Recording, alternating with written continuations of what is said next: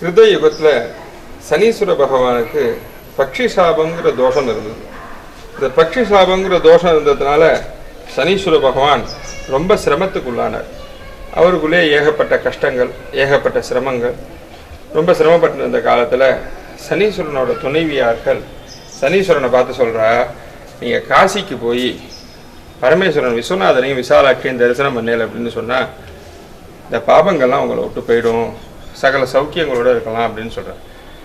உடனே சனீஸ்வர பகவான் காசிக்கு போகலாம் அப்படிங்கிற யோஜனையோட காசி யாத்திரையை துவங்குறார். உடனே 2 சக்திகளோட காசிக்கு புறப்பட்டார். சனீஸ்வர பகவான் காசி யாத்திரையை துவங்கினார். ஆயுள் காரகன் அப்படின்னு சொல்லக்கூடிய ஆயுள் சம்பந்தப்பட்ட அனைத்து பணிகளையும் சனீஸ்வர பகவான் செஞ்சுட்டு இருக்கார்.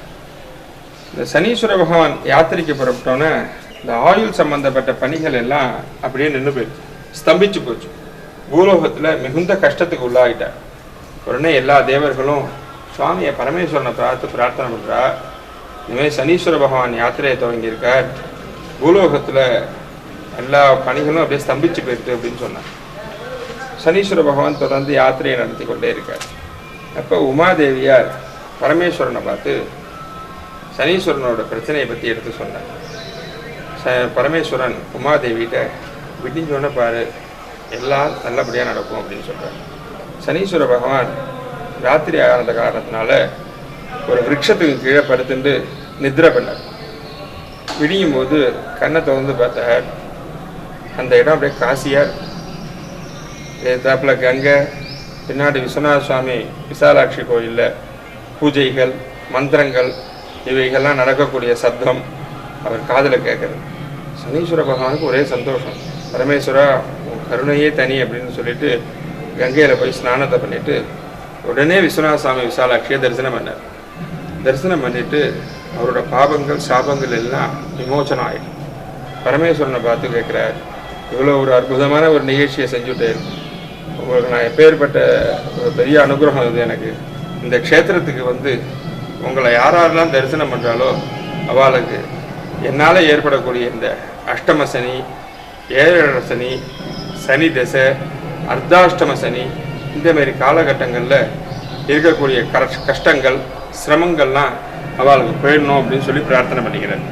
விஸ்வநாத சுவாமி விசாலாட்சியும் அதே இதை ஆசீர்வாதம் பண்ணி இந்த க்ஷேத்திரத்திலேயே நீ இருந்து எல்லாருக்கும் அனுகிரகம் பண்ணு அப்படின்னு சொல்லி பிரார்த்தனை பண்ணிட்டு இவருக்கு ஆசீர்வாதம் பண்ணுறார். அப்போ சனீஸ்வர பகவான் இந்த க்ஷேத்திரத்தில் வந்து யாரெல்லாம் வந்து உங்களை தரிசனம் பண்ணுறாலோ அவளுக்கு எல்லா விதமான சௌக்கியங்களும் அவளுக்கு கிடைக்கணும் அப்படின்னு பிரார்த்தனை பண்ணுறாரு. அதையே கேட்ட பரமேஸ்வரனும் இந்த க்ஷேத்திரத்தில் வந்து என்னை யாரெல்லாம் தரிசனம் பண்ணுறாலோ அவளுக்கு சனி சம்பந்தமாக சனீஸ்வரனோட 19 வருஷ சனீஸ்வர தசை, 7 சனி, அஷ்டம சனி, அர்த்தாஷ்டம சனி, இந்தமாரி பிரச்சனைகள்லாம் எதுவுமே வராது அப்படின்னு சொல்லி ஆசீர்வாதம் பண்ணிட்டு அந்த க்ஷேத்திரத்திலேயே சுவாமியும் அம்பாலும் இருந்து அனுகிரகம் பண்ணுறார். இப்படி ஒரு அற்புதமான க்ஷேத்திரம் பூலோகத்தில் விஸ்வநாதபுரம் அப்படின்னு பேர் பெற்றது. நாளடைவில் அது இப்போ அணக்குடி அப்படின்னு பேரோட விளங்கின்னு இருக்கு. கும்பகோணத்துக்கும் வடக்க ஒரு 5 கிலோமீட்டர் தூரத்தில் வேப்பத்தூருக்குங்கிற ஊருக்கும் பக்கத்தில் இந்த விஸ்வநாத சுவாமி ஆலயம் மிகவும் சிறப்பாக இருக்கிறது.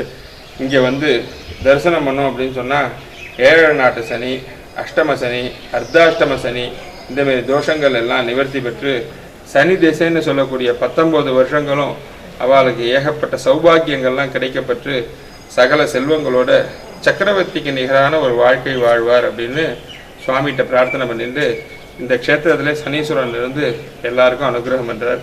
பேரப்பட்ட அற்புதமான க்ஷேத்திரத்துக்கு எல்லாரும் வந்து சுவாமியை தரிசனம் பண்ணி சகல சௌக்கியங்களோட சகல செல்வங்களோட தீர்காயுசா அமோகமாக ஆனந்தமாக வாழணும்னு சொல்லி பரமேஸ்வரனை பிரார்த்தனை பண்ணிக்கிறேன். எல்லாரும் இந்த அணக்குடி க்ஷேத்திரத்துக்கு வந்து விஸ்வநாத சுவாமி விசாலாட்சியின் அருளுக்கு பாத்திரமாகும்படி அன்புடன் கேட்டுக்கொள்கிறேன்.